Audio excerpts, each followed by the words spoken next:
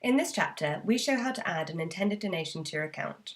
This is easy to do, but it is important that you understand why you need to do so ahead of making the donations in some circumstances. There are two types: donations linked to what you do that can be used to promote your business, for example, pledging to donate 5% of sales of a certain product or service, and donations that are not. We encourage businesses to visibly link donations to what they do and talk about it proudly, as it's good for business and will inspire and engage others to do likewise.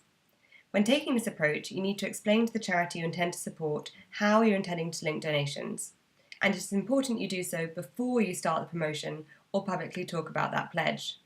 You do this by adding a donation to your account as follows. Once you're logged into your account, you should click on the Donations tab, after which you'll be presented with this screen.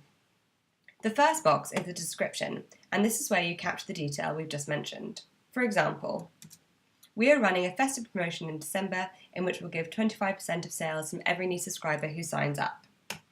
If you are not linking donations to the business in this way, just put simple gift. Next, you'll need to select which charity to support.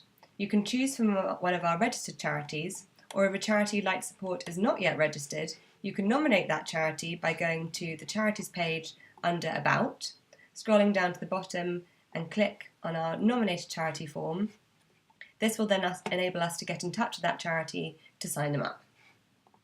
Assuming a charity you'd like to support is already registered, you should select that charity, enter in your estimated donation amount.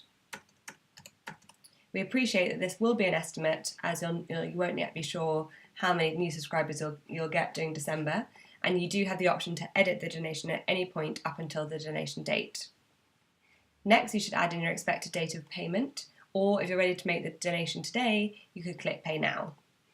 As this is a December promotion, I'll choose to donate on the last working day of December.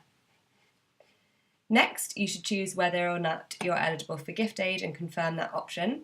You can read more about the gift aid guidelines and restrictions here.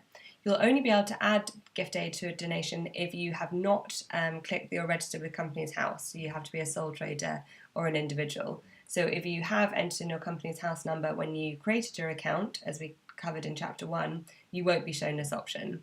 But in this case, I am a sole trader and I'd like gift aid to be added to my donation.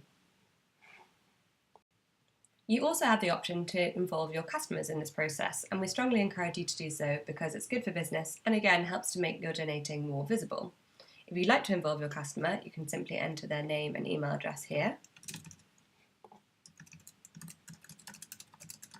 And to add multiple customers, simply click Add Another Customer and repeat the process.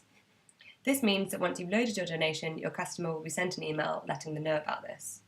One step further could be to involve them in the actual choosing of the charity that will be supportive. Once you've added in a customer name and email address, you can see that the option to ask your customer to choose which charity will be supported has been added.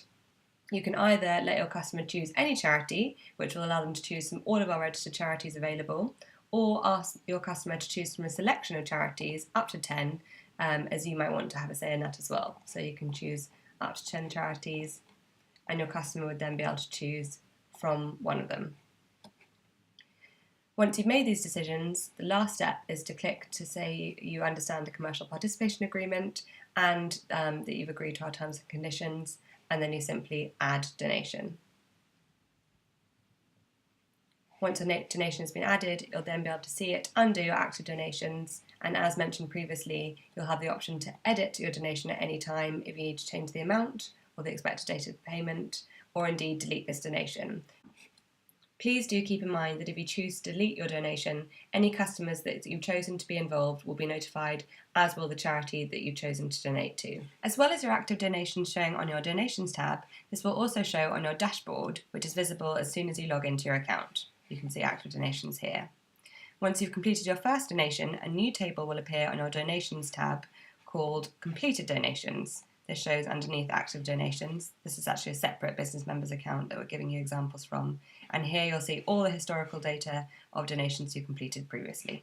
When the time comes to actually make your donation and to pay, you can do so by clicking this button here, Pay. If your donation is over £250, you have the option to pay via BACS, in which case you can see our bank details here. Please just tick this box to confirm if you will be making payment via BACS so we can look out for the payment. Otherwise, you can feel free to pay via debit or credit card by simply entering your card details, and once you click pay, you'll be sent an email to confirm that the payment has gone through.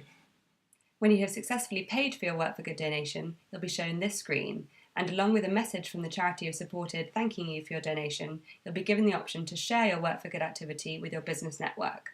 You can do this either via Twitter by clicking the Twitter button, which will present you with a pre-populated tweet. The LinkedIn button will present you with a pre-populated news post. Or you can also share via email, which will show you a draft mail that you can then amend and share with your email contacts.